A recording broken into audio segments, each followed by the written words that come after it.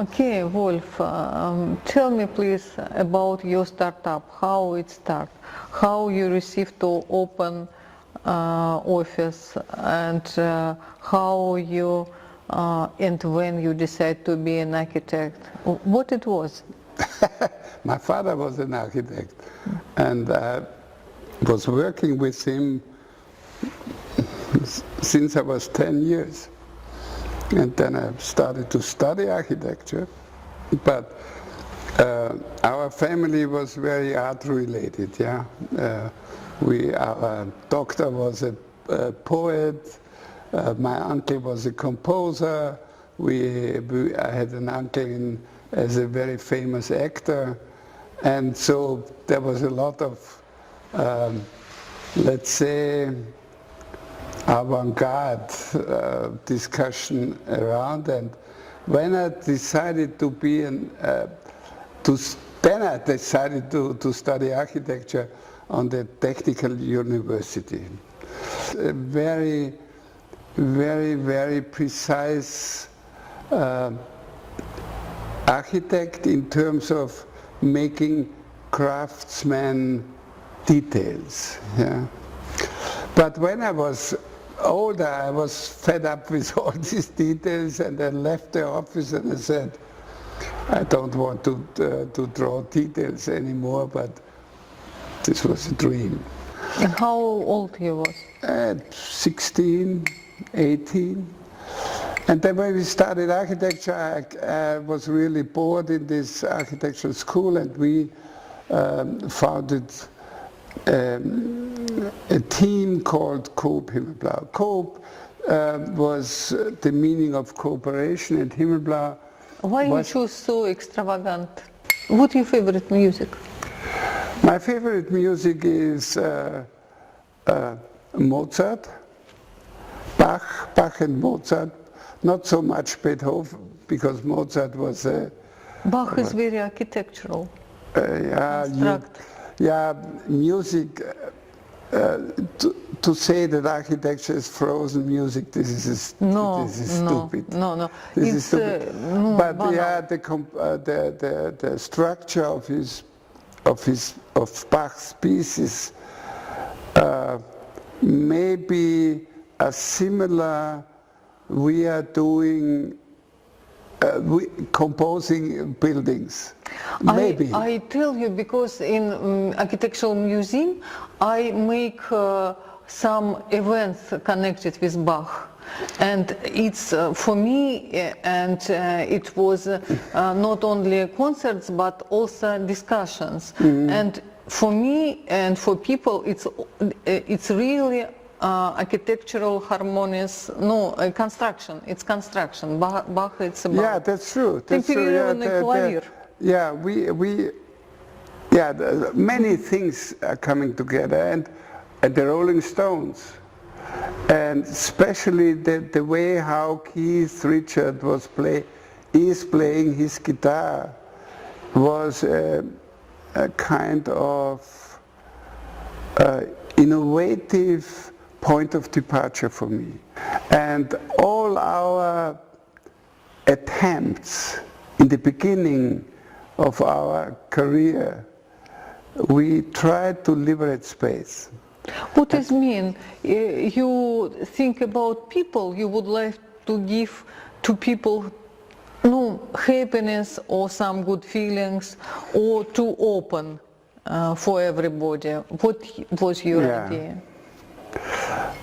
You know why? This is the theory of deconstructivist architecture. Yes, very important thing, yeah. It was actually the international breakthrough when we took part on this exhibition in the MoMA in 1987, I think, time like that. But no one really understood what deconstructivism, which was invented by Derrida, really means. And Derrida was a student, I make a long story short, yeah, of course.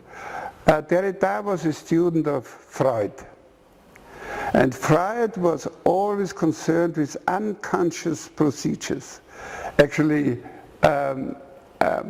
Freud said that unconscious procedure guides our life. Yeah. So Derrida broadened that up and said there is in every piece of art there is a blind spot. And if you investigate and analyze this blind spot, you will see that this blind spot, what the text which was written unconsciously by the artist, or the painting which was painted, or whatever, the music piece, there is a blind spot, meaning this blind spot comes from the unconsciousness, uncontrolled, to the outside and rules the whole text, painting, music piece, architecture.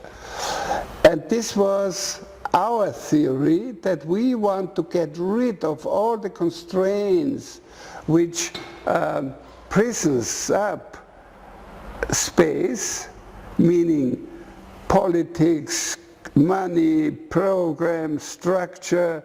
So we want to, if you want to liberate space, you have to take this unconscious moment while you design the building.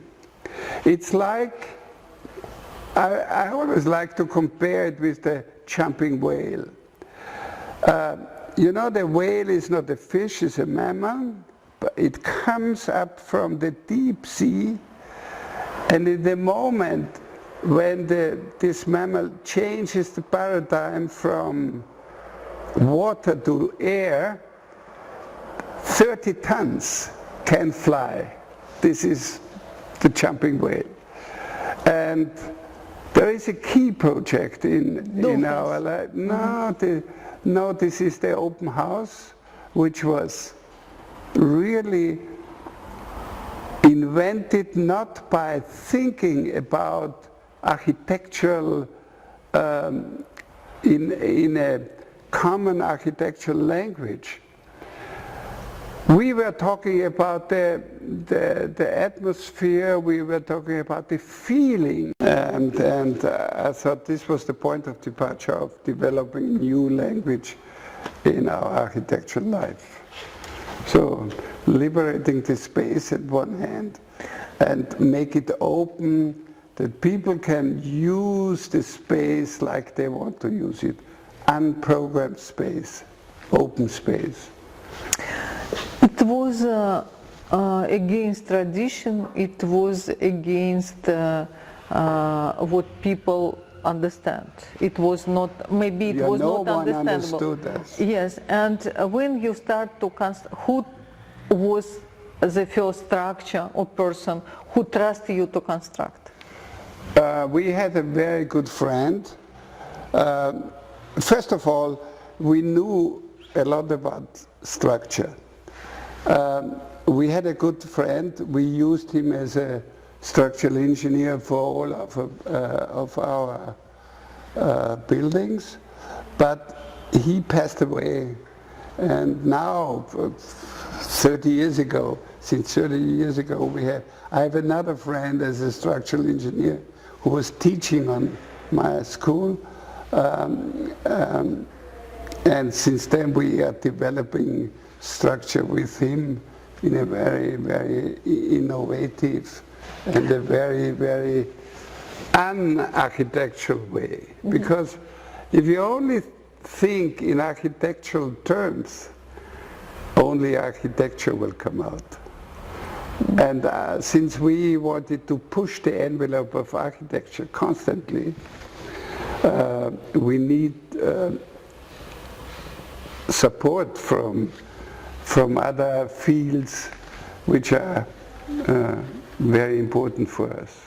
Not only structure, but also science and social impacts are very welcome now. Very important question for every young architect. How long you wait your first real commission to construct? You was strong to be with your theory, yeah? you was with your theory, with your idea, with your architectural idea. Nobody understood, nobody wanted, nobody commissioned it, and so on. How long you wait the first real commission for construction? 20 years. 20? 15 years. 15 years, yeah. And but this was a very, very important time, because we couldn't build buildings, so we couldn't earn money with architecture. We made research programs, and no one knows that we had research about our brain function in different shaped rooms. A sphere, a cylinder, a pyramid. We made really, together with the Umwelthygiene Institute, there was a professor there who was very interested to look at our brain waves when people stepping into a sphere like this. And the pyramids, very different. And how to create a not boring environment by make differentiation in space, in light, in climate, and things like that. And who financed that? No, we got it from we made a research together with this doctor. So we could survive, más o menos, more or less. But it was fun, and we got a lot of ideas how we would develop architecture. And you think about future? Yeah, always. Yeah, architecture is the profession of the future. You have to think, if you design a building, it takes 5 years, up to 10 years, because of politics and things like that, to be built. So that means it must be 10 years, at least 10 years in the future, or better 20 years in the future, because if you build things which are 10 years behind, this is what we can see now. A lot of people are back in the past.